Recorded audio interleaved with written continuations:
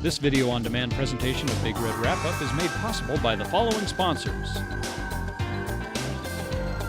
Big Red Wrap-Up thanks these sponsors.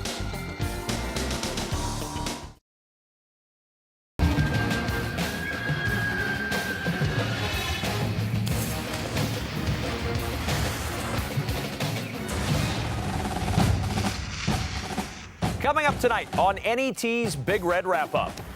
Nebraska took control of their game against Rutgers early behind a record-setting day from Ameer Abdullah. We'll recap the game, plus we'll be joined by Dr. Rob Rhodes to discuss sports injuries. Sean Callahan will also drop by to update us on Big Red recruiting.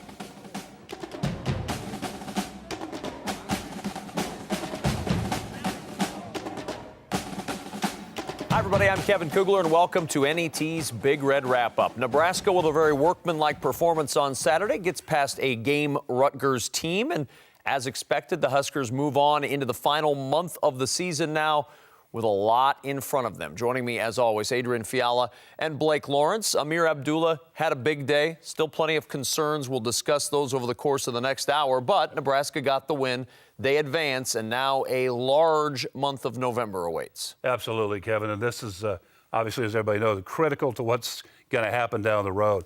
If this team can just maintain this pace and play well enough, play as they have here the last few games, this team will end up in Indianapolis, hopefully against Michigan State. I'd love to see them play Michigan State one more time and get that job done. And if they can do that, Kevin, no doubt in my mind they're going to be there at the end. I don't know what's going to happen as far as the poll that just came out. We'll talk about that later. But this team could be there if they win out and have that one loss. But we'll see. I was impressed. There are a few things that I'm concerned about. But you win, you get 42. We kind of give away a couple at the end there, cheap ones, as I said, and it makes it a little bit closer. But I think overall I'm pretty happy with our team. Blake, what do you think from Saturday's win?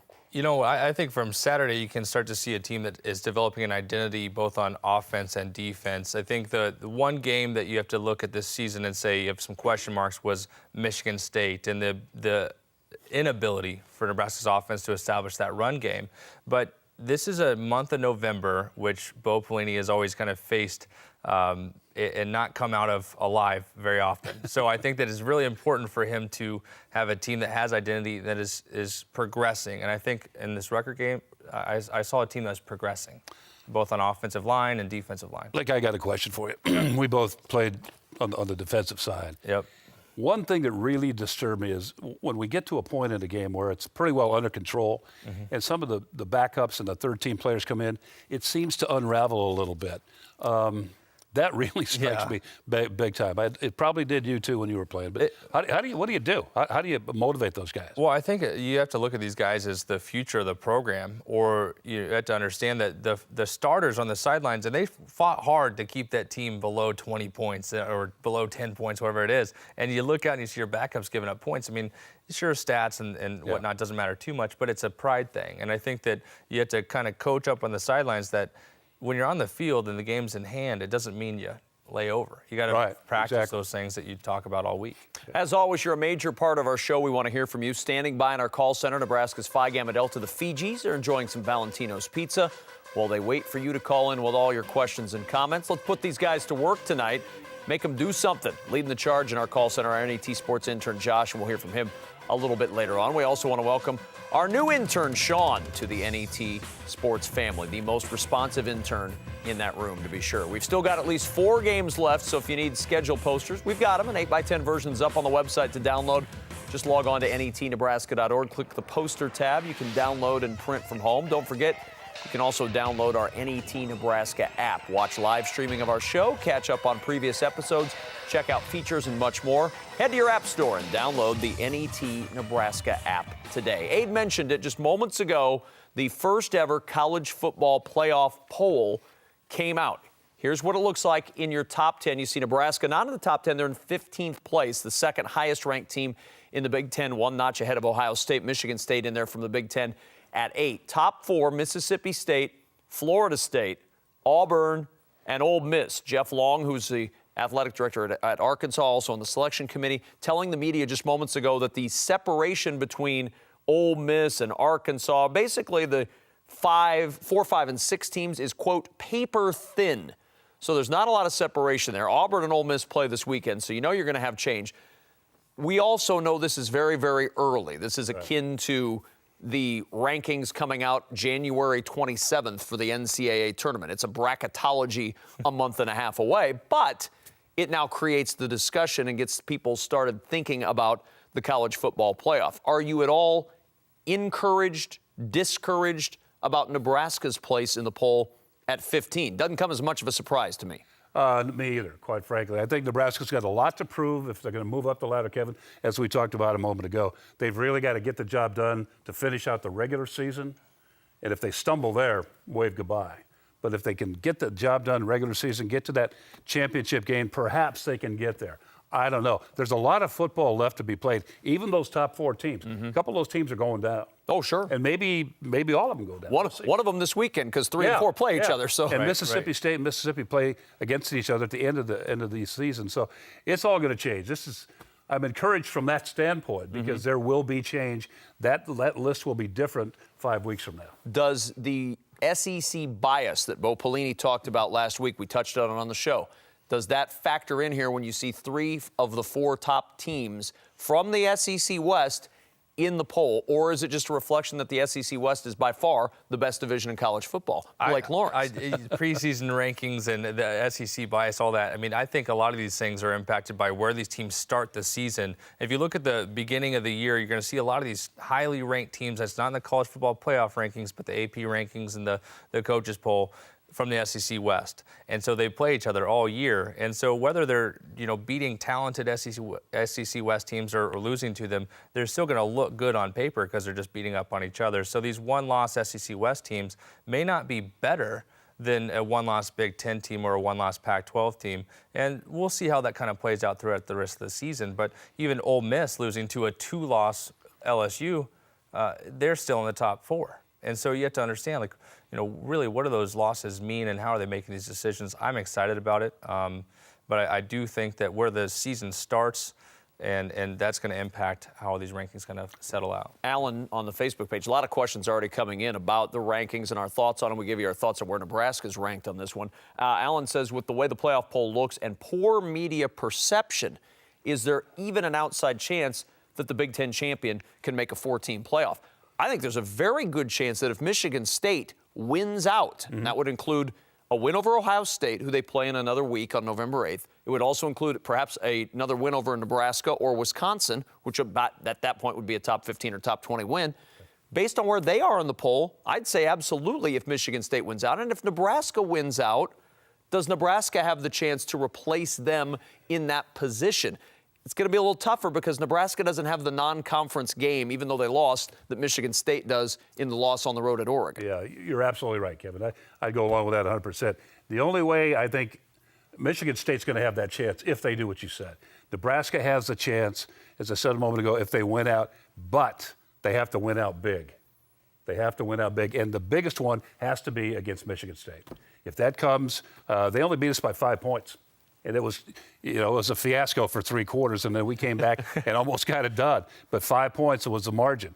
If we can come back and beat them by 20, 25, 30 points, that will change the situation. But I don't know if even that will change the perception that Nebraska has right now in the country. Michigan State did in that game what you didn't like to see Nebraska do in the Rutgers game. Yes. They let the foot off the gas. There you go. And there you go. Lost their focus a little bit at the end of that game. Absolutely. Nebraska took almost full advantage. But it made the game look close on paper. So you look back, Nebraska only lost by 4 points to Michigan State. Maybe they're, there's a lot of these voters have to understand that wasn't as close as it looked at the end. But, Nebraska did have a chance to win that game. And you have to think that the best thing that happens for the Big Ten is Oregon keeps winning, which makes Michigan State look like a top team, and that gives Nebraska a small chance. Well, here are the results of last week's sideline survey. We asked, how would you characterize Nebraska at this point in the season? 69% of you think Nebraska's balanced on the field. 13% believe defense is their strength.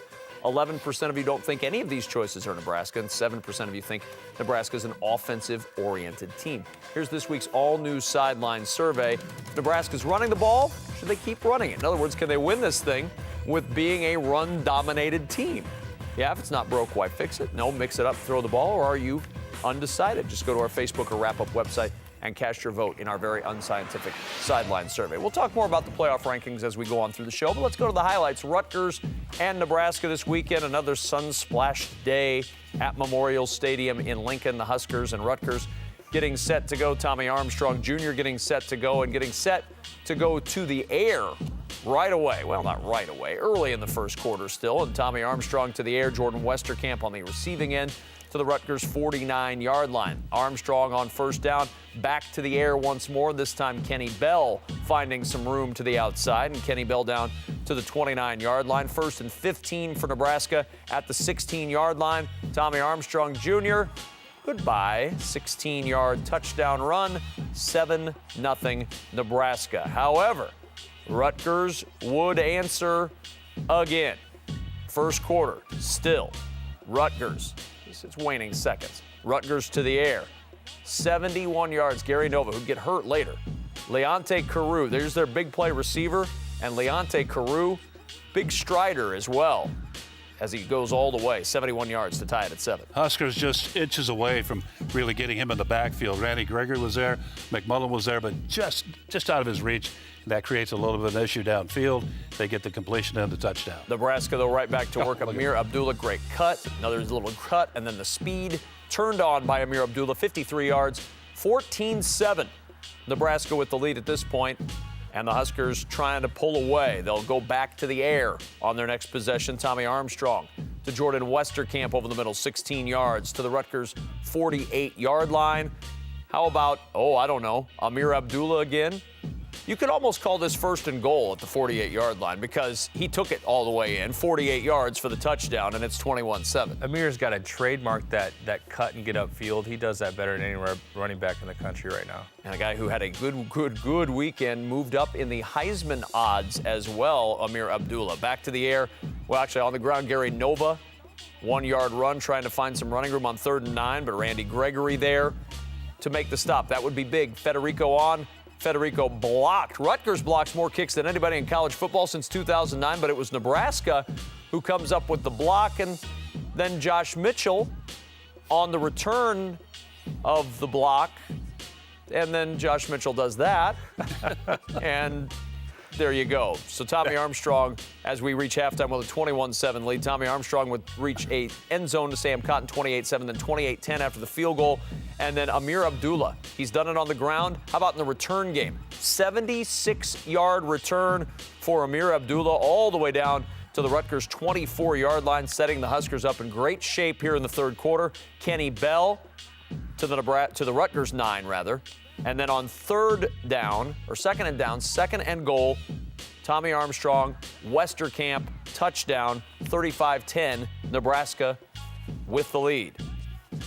And right here is where you want the foot on the neck, as you talked about, Kevin. It's Tommy Armstrong played very, very well, along with Abdullah and Bell, and just about a host of other guys, too, but well done right here. And then the fumble by Armstrong gives it back.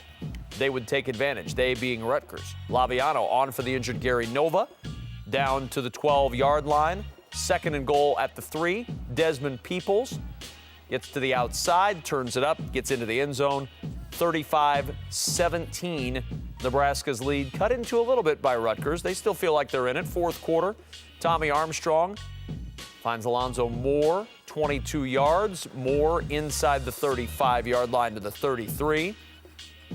Second and 18, Kenny Bell about to set a record. How about right here? There's the record, the school record for catches. Kenny Bell's got it. Nobody's done it better than Kenny Bell in his career. Congratulations to Kenny Bell. Speaking of school records, how about all-purpose yardage? How about that record? Here it comes. Amir Abdullah with a flourish, 23 yards untouched, touchdown. 42-17 Nebraska, and Amir Abdullah with the all-purpose yardage record. Terrific run right there, but a great block downfield, across downfield, and making a good hit. Kevin, that just perfect play, well executed, well run, and now more defense coming up here. Agadosi on the receiving end of the Nebraska 27-yard line, and punching it in is Martin from 4 yards out. Touchdown makes it 42-24 Rutgers, but they couldn't get any closer. That's the final score in this one. 42-24, Nebraska victorious over Rutgers, closing out the month of October with a win. The final stats, 455 for Nebraska, 348 in the total yardage category for Rutgers. 21 first downs for the Huskers. Rutgers wins time of possession, mainly because Amir Abdullah had a big kickoff return and some long touchdown runs. You're not holding the ball a lot when number 8 gets off and tears down the field. That's one of those hidden facets of the game. What's not on there is the third down conversions, Kevin. They were 8 for 13, 60%. It's tough to lose when you're converting third downs. And not only that, of those 8, Huskers went on to score 6 times on the 8 conversions. So wonderful job there. No question about it. It's time for this week's trivia question. Be the first correct caller, and you'll receive the Big Red Wrap-Up T-shirt, size extra large, and the Legend of Little Red. Nebraska and Rutgers have met twice now. Both times, the Huskers have put in controlling performances in wins against the Scarlet Knights. First time these teams met was 1920. It was also on Election Day. Tonight's first question is, who won the presidential election when Nebraska and Rutgers played for the first time November 2nd, 1920? Be the first correct caller, and you'll receive the Wrap-Up Tee and the Legend of Little Red. It's now time to go deeper into the playbook with Blake Lawrence in the huddle. Tonight in the huddle, we'll take a look at Nebraska's third down defense and a tricky formation that Rutgers kept going to time and time again on third down. This play, it's early in the second quarter, and it's 3rd and 5. Rutgers, what are you going to do? They're going to put 3 guys on the same side. We'll just call it trips in this formation. In third down positions, the defenders, the defense, these guys right here, I'm going to highlight Josh Mitchell and Santos. Their responsibility is to get their hands on the receiver and not let them come across the field or get inside. So let's see how they do on this third down. Well, you see that Josh Mitchell's got inside leverage on his receiver. Santos is inside his receiver over here, and that's going to put the quarterback in a position where he has nowhere to throw the ball. Nebraska forces an incomplete pass. They get off the field. Later on in the second quarter, we got another 3rd and 9. Rutgers, what are you going to do? Well, they're going to play trips. They did it on nearly every third down on Saturday, trying to get Nebraska into a difficult position on defense. Nebraska, what are you going to do? Well, Zaire Anderson, you're up. Get your hands on the receiver. Don't let him inside. How does Zaire do? Does a great job. Shields the receiver from coming in. Quarterback has nowhere to throw. He scrambles, and I had to call this out. This is just an athletic play. Randy Gregory gets knocked down to the ground. He's on his butt. He gets up, sprints 6 yards, makes a tackle on the quarterback in about a second, a little over a second. He's just a stud. Randy's, I love watching him play football. All right, now here's an unsuccessful attempt on third down. 3rd and 10, Rutgers deep. Nebraska's got a chance to make a play, get off the field. They go to the trips look, and the quarterback has enough time here where he's going to look downfield, and you can see he completes the pass for a first down. The defender has outside leverage. He lets him get inside. All right, now here's the big one. It's 3rd and 6. Nebraska's up by 7. It's in the first quarter. Rutgers goes with trips. The rule, get your hands on the defender. Don't let him get inside. Zaire Anderson, get your hands on the defender. He just misses him here. And what that means, the quarterback scrambles around. He has enough time. That receiver is all the way across the field. He's wide open. Quarterback dumps it off.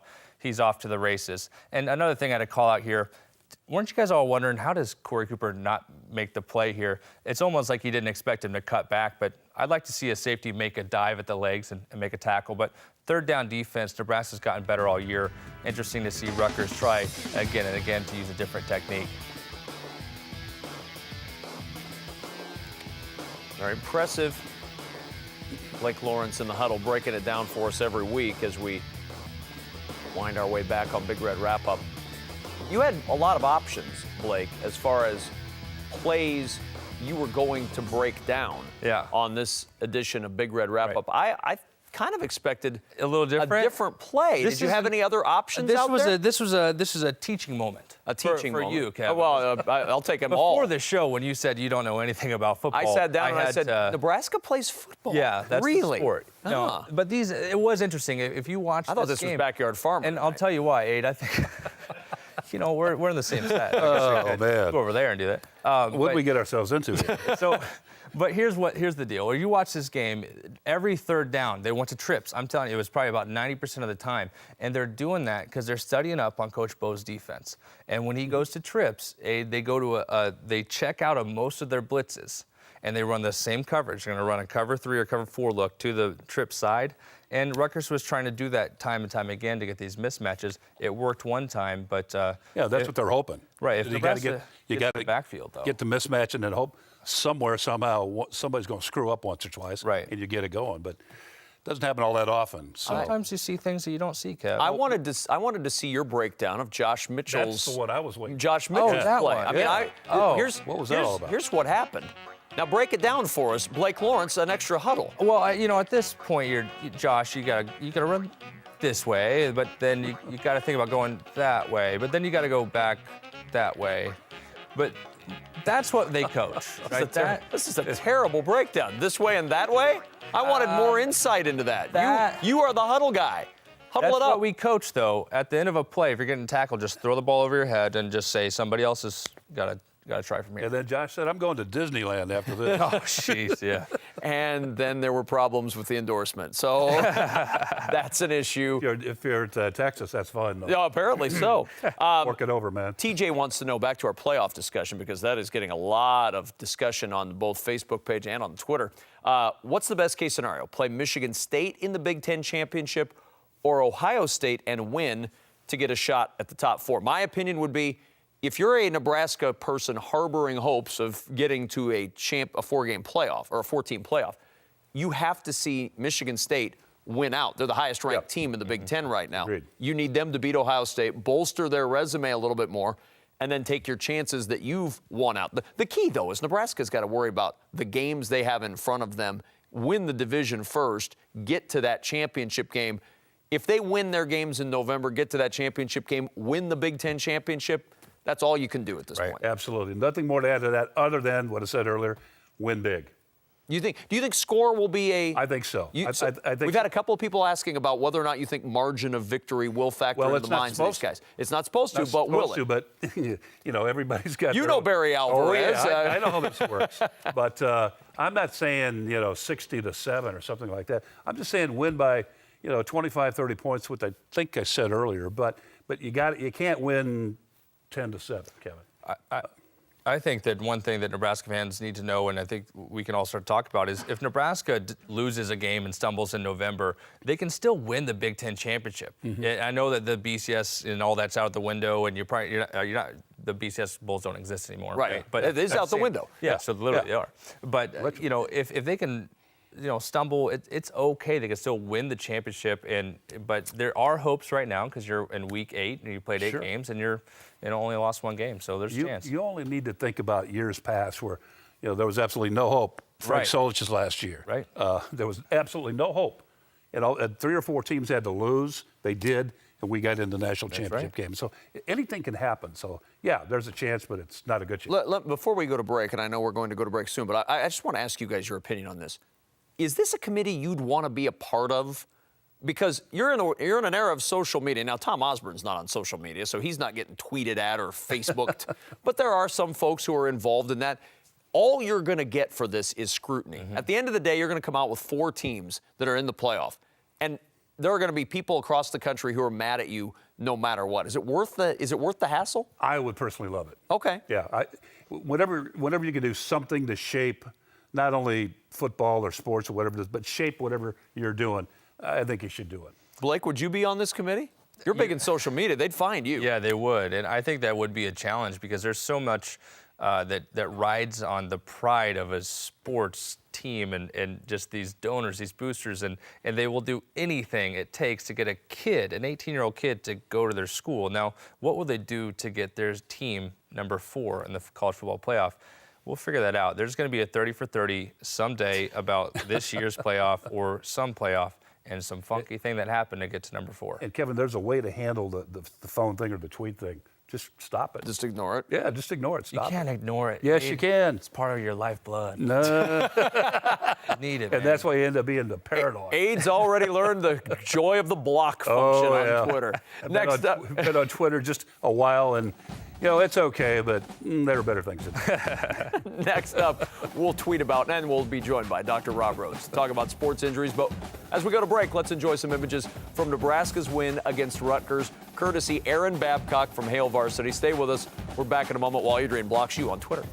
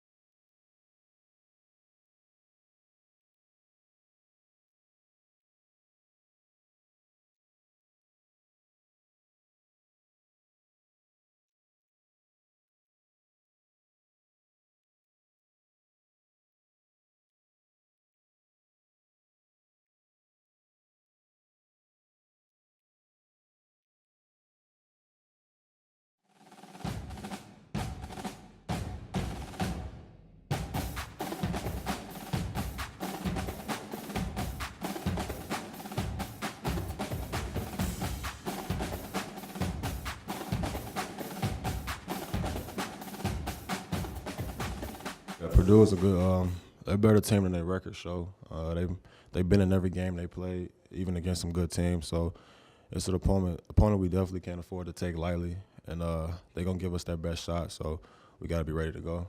They're a well-coached football team who has gotten better. You know, you watch them where they were a year ago compared to now. It's like night and day. You know, they're a tough team. They've been putting up points on offense, and their defense has been doing a great job at stopping certain offenses. Just got to make sure that we prepare the right way, and put ourselves in the right situation coming into this week, and make sure that we have the right plan. Welcome back to NET's Big Red Wrap-Up. I'm Kevin Kugler, joined by our NET sports intern, Josh. So I'm in Wisconsin Saturday, leaving the game, and I checked my Twitter feed, and I've got a picture of you tweeted at me. You know, I enjoy our Tuesday evenings together, but I don't really need you sending me glamour shots on Saturdays. What was that all about? I mean, you know, the game was winding down at Memorial Stadium. The wind was pretty much in the bag, so, you know, having a little fun there. And I actually didn't know it got tweeted at you till today. Yeah. And I was a little offended. I think you said that it was literally the worst picture you've ever seen. It was not good. It was, I mean, you can find it on Twitter if you're so inclined, but I really wouldn't do that.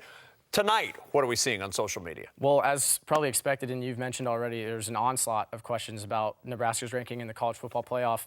We're number 15.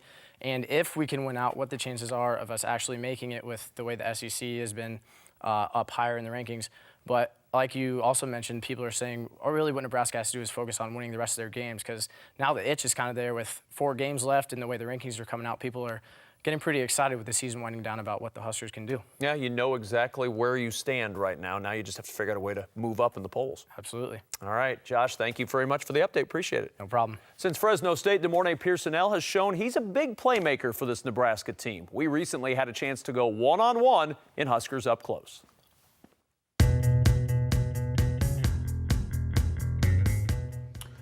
He just said all across the board we're going to be dominant. He didn't want any side of the team to be on the downfall, to be on the losing end. So offense, we got to outscore people. Defense, we got to have takeaways, and we got to stop the opponent's offense. And special teams, we just got to be a game changer. We got to be some sort of spark. I seen it. I know it was a touchdown. When I seen it once it come off his leg or where he kicked it, I knew I was going to go back to the opposite side. It was just a matter of who I had to beat, and just making sure and understanding and hoping my blocks are set up to where they were what they were supposed to do, and it's just hit it as fast as I can and hopefully end up in the end zone. We've been practicing balls like that for the past 2 to 3 weeks. So coach had me turn around and the ball will be kicked over my head, so I have to hurry up and run, turn around, find it, then go get up under the ball, and then run. So, I mean, once I seen it, I was pretty comfortable. I wasn't worried about that. It was just catching the ball and making sure I don't step out of bounds. Yeah. I haven't really thought about that. I've just been thinking about how can I help him now. But, I mean, hopefully be one of the best returners of all time here. Certainly one of the best receivers, just known as a weapon, somebody who is dangerous with the ball in his hand, and somebody that when I do have the ball, that the opposing defense is really scared because of what I can do. And we look forward to seeing more electrifying plays from DeMornay as the season continues. When we did the Nebraska-Northwestern game on BTN earlier this year, Pat Fitzgerald said that's a guy who jumps off the film among the guys you really didn't know about going into the game, and he is poised for a very nice career at Nebraska. We've got a winner in our first trivia question. Congratulations, David Myers knew the answer to the trivia question, who won the presidential election in 1920, the day Nebraska first played Rutgers. Warren G. Harding won that election, becoming the 29th president of the United States, and by golly, one of the all-time greats. Here's tonight's second trivia question, open to email, Facebook, and Twitter. Have the first correct answer, you'll receive a copy of Hale Varsity's 2014 yearbook and the Big Red Wrap-Up T-size extra large. Amir Abdullah had a monster day last Saturday, rushing for 225 yards and amassing a school record 341 all-purpose yards. Amir dethroned Roy Helu Jr., that record that he set during a 2010 game against Missouri. Roy recorded 321 all-purpose yards that day, but still holds the Nebraska school record for rushing yards in a game with 307. Tonight's second question, how many rushing touchdowns did Roy Helu Jr. have against that Missouri team in 2010 that helped him set the single-game rushing record of 307 yards? If you've got the first correct answer out of email, Facebook, Twitter, you'll receive Hail Varsity's 2014 yearbook and the wrap-up tee.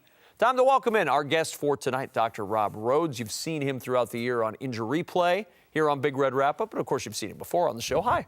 Thanks for having me back, Kevin. It's a pleasure to have you back. When you're watching a game, do you perk up more when there are big plays or when a guy goes down with an injury? Jeez. Well, I mean, I'm not saying you get excited about it. I didn't say excited. But as you're watching a game, sometimes you zone in and out when you're watching it. Does an injury pique your interest to when you look at it again and go, oh, yeah, from my expertise, I know what's going on here? You know, it's interesting. As a former player, I cringe when I see an injury. My knee hurts if I see what I think might be a knee injury. Right. But I actually do watch how they evaluate the athlete on the field, and that's when I go into doctor mode and I'm like, oh, I wonder if it's, is it an MCL sprain or the way they're examining the knee? Could it be there's a bit of what we call open drawer, and so, that could be an ACL. And it's interesting. Sometimes when the fans around you, everybody's got their opinion, and I kind of sit tight and, might kind of keep my opinion myself because I don't want to necessarily act like an expert in the field or in the stands. But it is interesting. I'd rather watch a great, exciting play and a great team come together, and no one wants to watch an injury. In fact, that's actually one of the downsides sometimes of being a team physician or being on the sidelines. Sure. Rob, have you had to actually come out of the stands to help sometimes in your career? Not any Husker games. Yeah. But yes, I actually have covered different levels from youth, high school, college, and even some professional sports. And you're expected to be there, but always you let the trainers go first. That's the first wave is the athletic trainers. You trust them. They know the players as well. If you get waved over from the sideline, that usually means something's pretty major. Yeah. And so when I see physicians run out for a Husker game or even a pro game, you'll have a little sinking feeling and you kind of get concerned because we all know injuries are part of the game. It's part of the risk we take, if you will. But no one wants to see an injury that ends up stopping play. And my guy should bring out the John Deere, great gator and bring him off the field. Yeah. So, Rob, there was a lot of talk at the beginning of the year where Nebraska had gone to a lighter practice schedule during fall camp and getting different techniques from other sports leagues around the world on how to practice and how to keep guys fresh. Maybe, you could comment on how that impacts and what lessening the intensity of practice maybe saves what types of injuries and do you think that's impacted the health of the Huskers? Absolutely. I think that they are in the process of learning about their own athletic training, weight room training, nutrition. Interestingly, there's even recent studies that say, possibly even hydration and different things, hormonal levels on players. Interestingly, with the Nebraska Athletic Performance Lab, I think they're actually learning also through some of the research that's even done in East Stadium. But yes, I think that the cutting back on the practices allowed for better concentration, less muscle fatigue, and thus I think sometimes less injuries. It's kind of like that last ski run when you're a skier, and you always hear, I was on my last run, I was going down the hill, and I had my injury, blew my knee, or had something major happen. And I think that's muscle fatigue. So I think also from a standpoint, interestingly, that's where the Huskers are learning from some of the best research from around the world.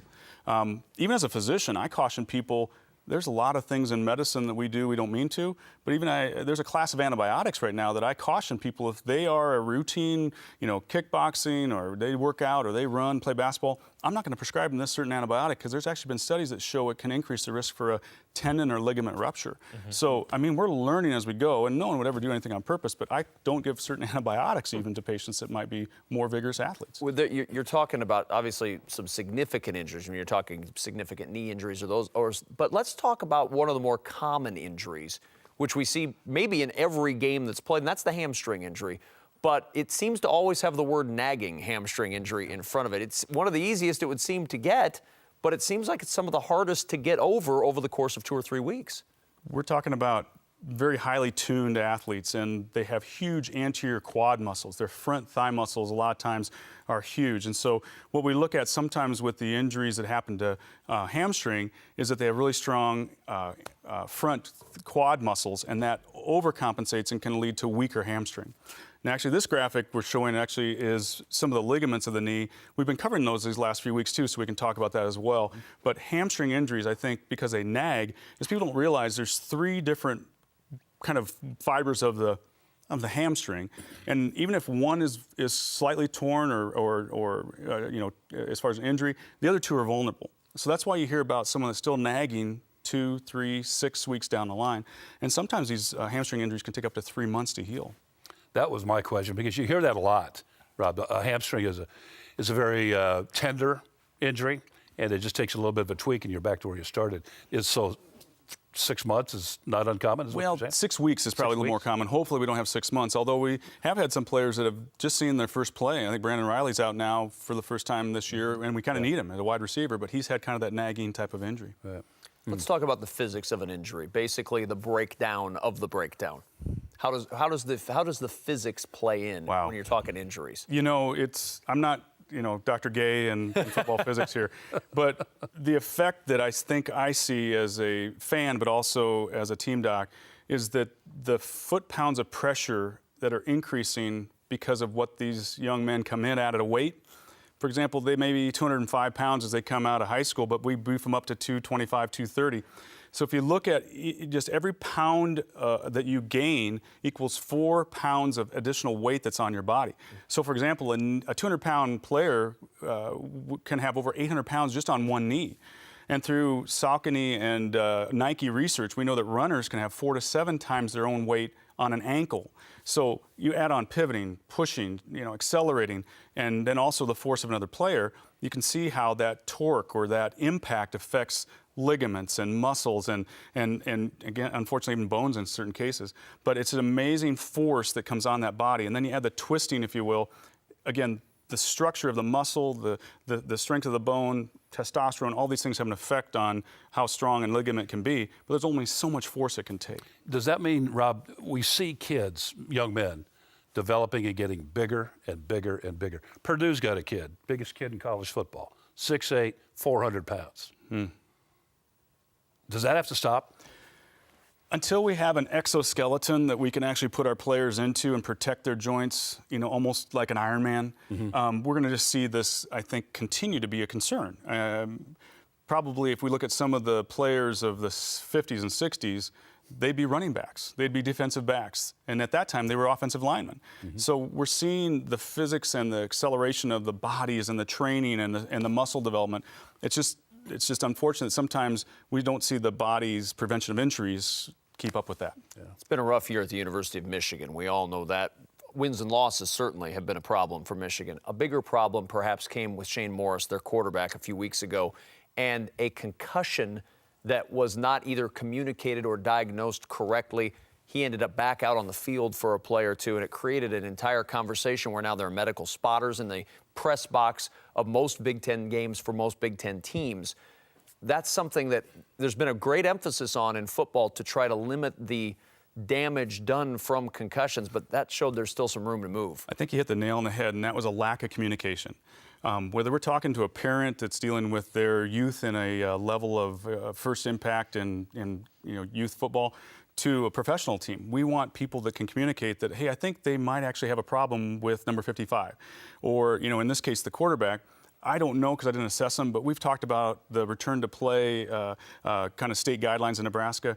I think that the sideline assessment with the cognitive testing is something that now we're doing across all levels of athletics, and it's about time. It's great. So yes, there have been some breakdowns in the communication. In this case, that one was blatant when it's on national TV. A couple years ago, we had one of our own former players with the Philadelphia Eagles. We actually watched that unfold before us, and that's also hard to watch. But I think, again, in prevention of and awareness of concussions, we're trying to prevent the most important organ anybody's ever going to use, and that's their brain. So, Rob, there's this return to learn legislation that kind of came out, and could you talk a little bit about what that means for the sport and what we're trying to do with this new, policy? Sure. I guess complementing the state of Nebraska, we're a little bit ahead of some other states, but we've actually passed return to play limitations for players to be cleared before they can play. But then we also have the return to learn that just went into effect this year.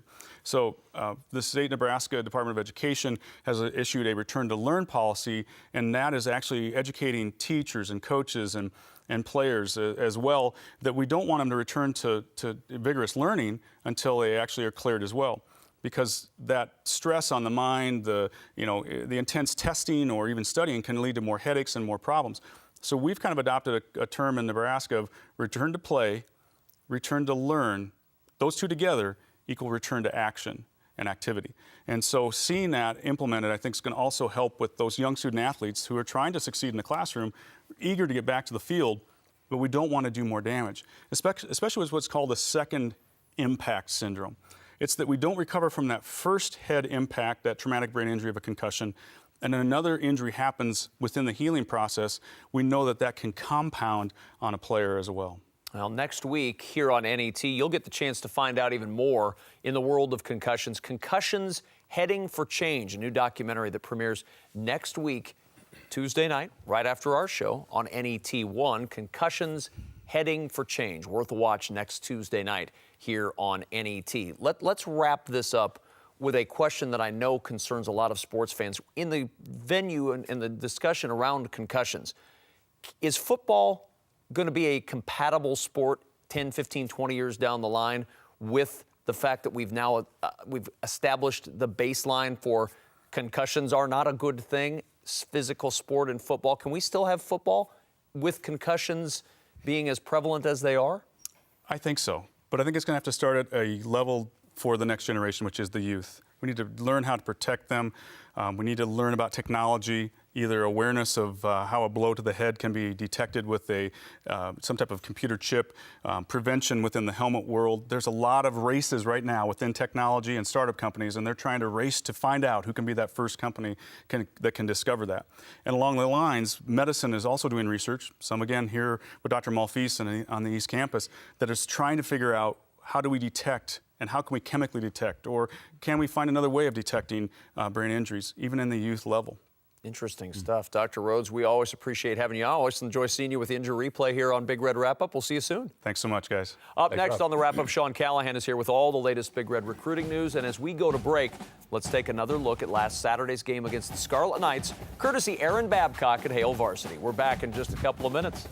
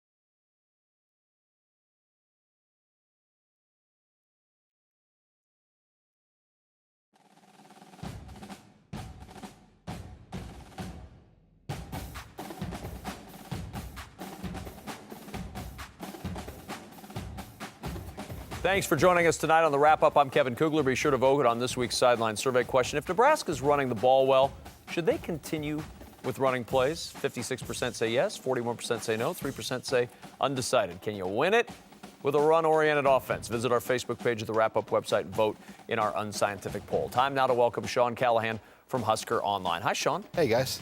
2:30 kick For Nebraska, does that mean a chance to get some recruits in? There should be a few, and I could tell you, I think the coaches and the recruiting staff up there, they were doing cartwheels when they saw that time came out, mainly because of Kendall Bussey. That's a guy that he's committed to Nebraska for a long time.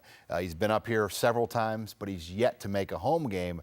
And the Busseys were planning on going to the game against Rutgers, but the 11 a.m. made it impossible to get in from New Orleans for kickoff because there are no direct flights from New Orleans to Omaha or Lincoln or even Kansas City that would have worked. So they obviously are going to be able to make it now, and that's a big deal to get him on campus. Tony Brown, a wide receiver, is going to be here as well, and then Eric Roberson, a offensive lineman. So they should have a good group. I think they'll probably have 2 or 3 more that they could try to get in here, which will be nice to have here. Had our second trivia winner tonight. Lloyd Williams knew the answer to our second question: how many rushing touchdowns Roy Helu had against Missouri in 2010 in the setting of the single-game rushing record. 3, 66, 73, and 53 yards, all big runs, which helped in that record. We were hoping to get a chance to talk with Aaron Williams tonight. Unfortunately, Aaron not able to join us this evening, but let's talk a little bit about Aaron Williams tonight, Sean, from Atlanta, Georgia, and we're seeing Nebraska make some inroads into the far southeastern part, specifically into Georgia. Is that Charlton Warren's? Yeah, I think he's done a really nice job, and they've had other coaches in that secondary spot that were both from the South, Terry Joseph and Corey Raymond, but they weren't really delivering the commits that we've seen Charlton Warren do already. I mean, you look at what he's done down in Georgia. A.J. Bush was a great add-on late at quarterback. Nikhil Lundy, a receiver that they've added this year, and then Aaron Williams at safety. Kyron Williams, who's currently on the team. I think they've done a nice job, and Charlton Warren, his connections, his work ethic, and just his knowledge of that area has helped Nebraska get some guys, and I know they're very excited about what Aaron Williams brings to the table. Has he always recruited well there? Is he from there? Yeah, he's from that part of the country, and he was at Air Force, as you know, before he came to Nebraska, and he had great success recruiting guys from Atlanta up to Air Force. And if you have success getting kids to go to the Air Force Academy, I think doing it for Nebraska, it's a lot easier. And I think you heard Bo Pelini say he's been a big upgrade and a great addition to the staff, just by not only as a coach, but as a recruiter. I think he's got a great balance where they didn't get that type of production out of Joseph or Raymond, I feel like, in the past. He's a better fit at Nebraska than those guys were, in my opinion. As we watch these Aaron Williams highlights, what's the strength of Aaron Williams' game? Well, he's just a versatile defensive back. I think that's one of the things they like. They want a guy that can play safety, nickel, corner, dime. And I think he has the ability to play multiple spots. And as we know with Bo Pelini's defense, to get on the field, you better be able to play nickel, dime, or corner or safety. I mean, you have to be able to do all those spots. And I think he's somebody that has the ability to play different roles. So there's a couple defensive backs that Nebraska has in this class from Colorado. What's different with Aaron Williams, and how many defensive backs are in this class so far? Well, yeah, they have 3, as you mentioned, Avery Anderson and Eric Lee. It's hard to say what's actually different. I think those 2 young men in Colorado are much more well marketed. They, play with Brian Dawkins on a 7-on-7 team. They travel the nation. They play 7-on-7 against top flight competition. I don't know if Aaron Williams had quite that name recognition. So I feel like he's a little under the radar, because anytime you can get a guy out of the South to come to Nebraska, usually you have to do your homework, because the top flight guys, everyone in the SEC's on, and usually Nebraska's not going to win a battle when, the top SEC teams are on a kid in their own backyard. So I think they did a good job of getting ahead of the curve, and that's where Charlton Warren's knowledge and relationships down there come into play. Do you expect anything from a commit standpoint out of, obviously, Kendall Bussey's already committed, anything out of this weekend of note do you expect from the visits? It's hard to say. I mean, I think the biggest thing, as we mentioned, is Bussey, just getting him here to experience the game day weekend and just feeling that love from the fan base, because trust me, when that kid walks on the field, there's going to be a lot of people that just really, yell at him and make him feel welcomed. He's visited Tennessee and Texas A&M already this month. So I think it's big that Nebraska kind of fires back to say, hey, this is why you're coming here. You're going to get to experience this for the first time. And the season's going really well. Nebraska's 7-1.